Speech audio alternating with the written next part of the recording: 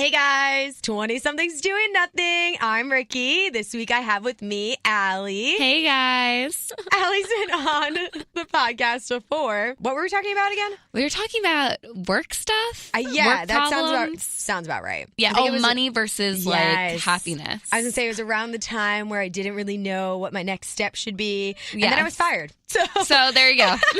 It kind of showed me what my next step was.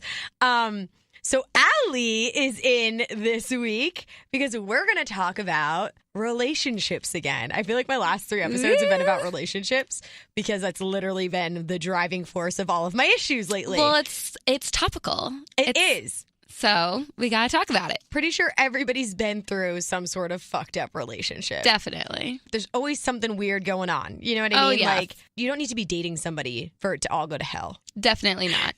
You can just be like texting someone or Yes. Snapchatting someone and it all goes to hell. Basically, it's all just going to go to hell at some point. But Allie is recently single as well. Yes, 2 months in. I'm kind of liking it. Is that bad to say? Absolutely not. This is what we were talking about briefly yesterday. She was like, I'm loving being single. And I'm fucking hyped for you that you're loving being single. Thank you. You know, it's just been like nice to do my own thing, not have to check in with anyone, and just kind of like, I don't know, take control again.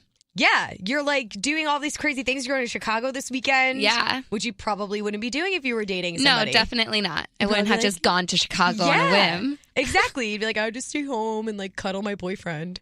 And then you miss out on all these fun things. Yeah, definitely. I feel spontaneous. Yeah, spontaneous trips are literally the best trips to take. Definitely. That was how Yuritsa and I became friends. Just going, what trip did you take? So Yuritsa and I always knew each other because we work for the same company and we never hung out. So we really didn't know each other. Mm-hmm. She had posted about Stranger Things pop-up bar that was in DC last year. Uh-huh. And I had said, holy shit, I need to go to that. And she said, obviously the same because she posted about it. And 2 days later, we were in my car on our way to DC for the night. I love that. And now we're like best friends. Wait, I'm upset. Next time you want to go on a spontaneous adventure, invite me. Well, now I know you're down for spontaneous adventures. Perfect. Those are my favorite. Some of my best stories come from spontaneous, just random. I bet. Let's just do this. I have so many just random phases where I want to do nothing but just be out all the time and doing absolutely everything I possibly can. Well, that's me right now. Like, since my breakup, I've become a yes man. Like, I say yes to everything. I say yes to everything, anyone. Don't get any ideas. Never mind. Take that one back. But I am just like saying yes, and I love it. I read Shonda Rhimes' book, like Say Yes or whatever. Yeah. And it's like yes to taking back my life, yes to like new adventures, like new experiences, and just I say yes at work to everything just to keep busy. Like, I just feel like I'm living my best yes life. I'm like so giddy right now and excited. I'm like, yeah, you go, girl. I am kind of nervous, though, for the point of my life where I will be like, oh, shoot, I want a boyfriend now. Because that's when things go to hell, to be honest. It is, though. Because until that point, yeah, I'm going to be like single, woohoo, like party. But like until I all of a sudden want a boyfriend again and I'm just like, oh, shit. Which might happen soon considering it's cuffing season. I know. And everyone's subtly coupling off into their little groups and not doing anything. Luckily, my best friend is a forever single. So that it's literally the only thing that will get me through winter. 100%. Because then you can cuddle them. Yeah. And drink wine with them in bed. No, literally, me and my forever single are moving in together. And she even said to her mom, she was like, I'm moving in with my boyfriend. We actually say that all the time about each other. Everyone, our entire lives, would always say that we were lesbians because we spent so much time together and we do everything together. No, is my person, like, for sure. Oh, I love it. So, yeah, so that's who I'm going to be cuffing with this season. Yeah, that makes more sense, actually. And then it kind of gives you the chance to really get to the point where you are comfortable with then dating, because when you see everybody dating, it makes you want to date because it looks so fun in pictures. Yeah, so right now a bunch of my friends are starting talking out loud. No, it is. It looks like fun having a boyfriend in photos, but like in actuality, it was like the worst. But like honestly, like looking at all these photos, it's like making me not really into it. Like I see, especially right now, like, so the second I was single, I downloaded the apps. I actually just deleted every single one of them. We just talked about this last week. Did you really? I deleted all of them too because I downloaded them. Yeah, so I downloaded Bumble and I downloaded Hinge and I downloaded J-Swipe to make my mother happy. And you know what? I found no interest. Like, and it wasn't even that the guys weren't cute. It's just like, I don't really want to give my emotional self to anyone right now. I can give my physical self, but not my emotional self. I love it. You can have the physical me. You can have the physical me. Just me. Please don't ask me how I'm doing. Please don't ask me how I'm feeling. Please don't ask me things about my life. I don't want to talk about it with you. I love how honest that is, though. A lot of people I'm so don't want to be honest about their actual feelings or about the fact that they don't want to share their feelings. Yeah. They feel like they have to. I'm in such a mood to not be emotional right now. Although it's great to have emotions. Everyone needs to let their emotions fly free. I'm going to crack any day now, but right now. It's also nice, though, to take some time to just be like, all right, how about I just not cry at the same fucking nonsense that I always cry about? Right. And let me just try and be happy. Because then you actually get to experience things that you never got to experience before, like all of the spontaneous trips you're taking. Yes, and I'm going to St. Louis next weekend. What? I'm just like, I'm lining up. I'm moving into a new apartment. Just new slate. Total new slate. This is such a good time for it because the fall. So, like, you know, everything dies in fall. Yeah. And then everything becomes reborn. It's kind of like the rebirth of Allie Gold.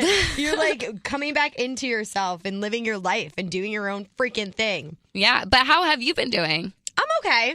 It's been an interesting ride. I forgot to put my freaking phone on silent. Way to go, Ricky. God. Sorry, I'm just so popular. So rude. So I've talked about it the last 2 episodes, pretty much. Mm-hmm. My whole dating life and love life. And I had said I downloaded all of the apps and I just realized that everybody's really boring.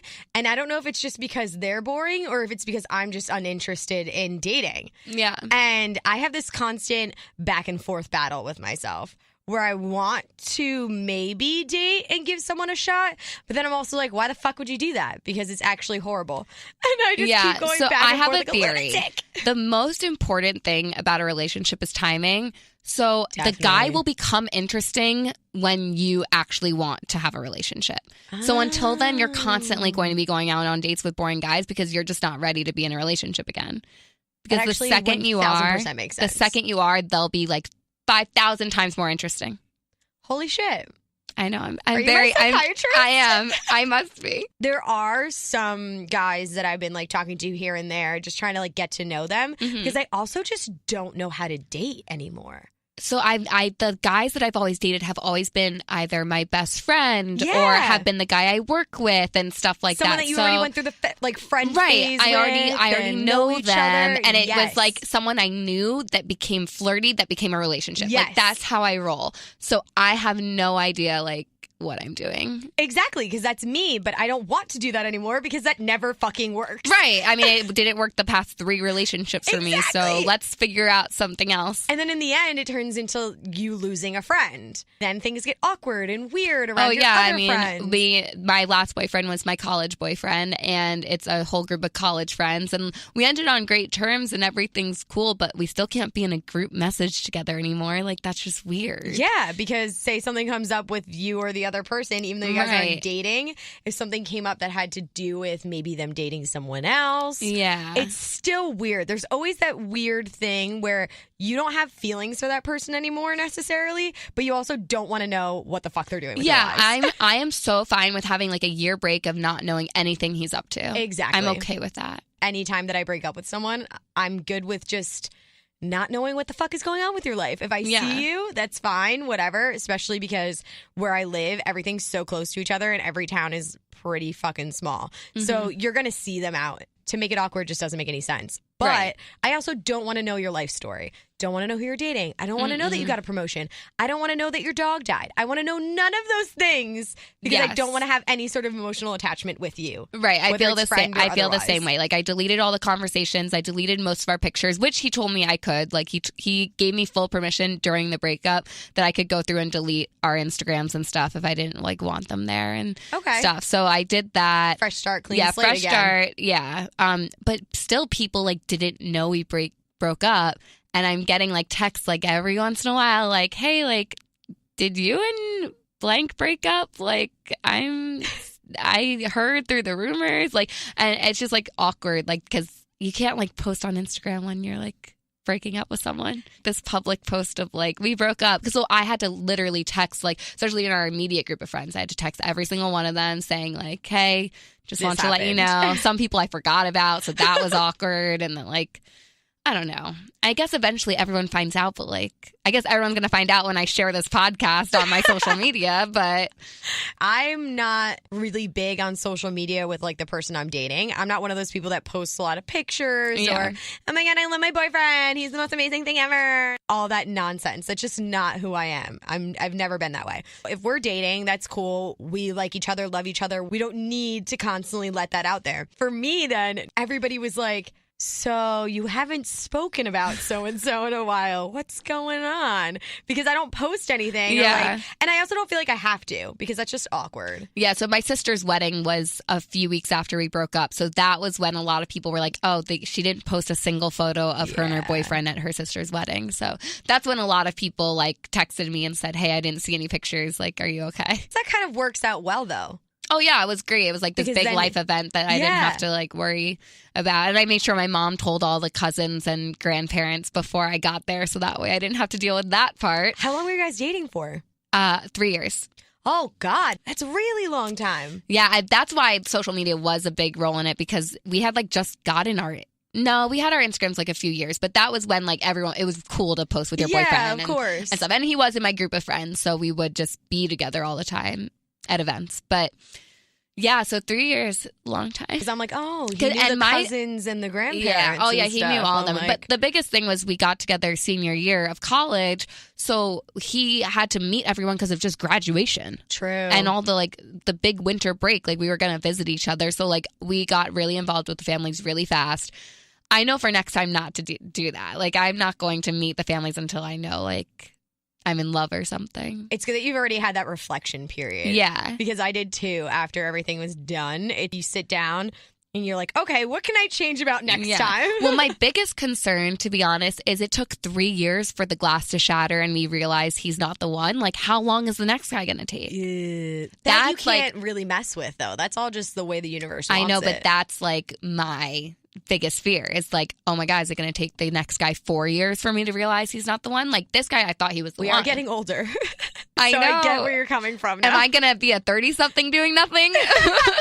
When I, like, seriously, though. I don't know if you're like this, but I have a lot of friends who have not a strict timeline, but they have an idea of when they want to get married and have kids and this and that and blah, blah, blah. So that almost puts more pressure. Dating is so much pressure. Yeah, I don't have like a strict timeline, but like I feel like I have a family expectation though of like getting married and stuff by the time I'm 30. There's definitely like some pressure there.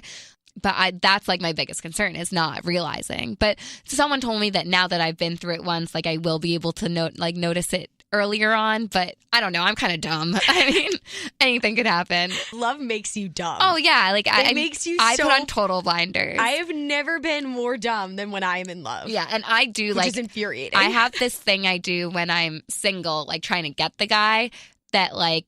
It's almost like a plan. Like I have this like strategy of like how to get the guy to like fall for me. I love it. And I did that with this past boyfriend, which we joked about it after a year of dating. And I did it with the boyfriend before that. And Wait, he doesn't know. Strategy every same time? strategy every time. Oh my God, same jokes, everything. Like I know I can write a book, like for sure.